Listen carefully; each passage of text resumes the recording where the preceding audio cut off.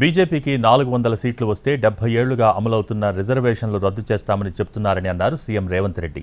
ముస్లిం రిజర్వేషన్లు బరాబర్ రద్దు చేస్తామని కౌంటర్ ఇచ్చారు కేంద్ర మంత్రి కిషన్ రెడ్డి.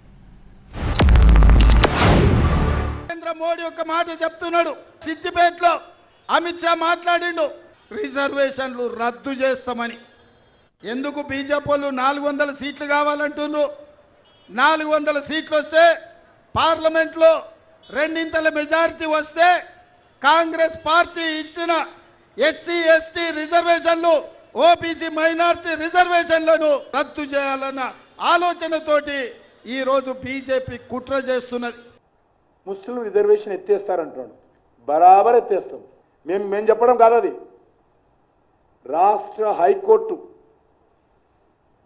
మతపరమైన రిజర్వేషన్స్ రాజ్యాంగ విరుద్ధమని తీర్పునిచ్చింది. కిషన్ రెడ్డి, అమిత్ షా గారు, భారతీయ జనతా పార్టీ చెప్పేది కాదు, ఇది రాష్ట్ర న్యాయస్థానం తీర్పిచ్చింది. చెంప మీద కొట్టినట్టు కాంగ్రెస్ పార్టీకి తీర్పిచ్చింది.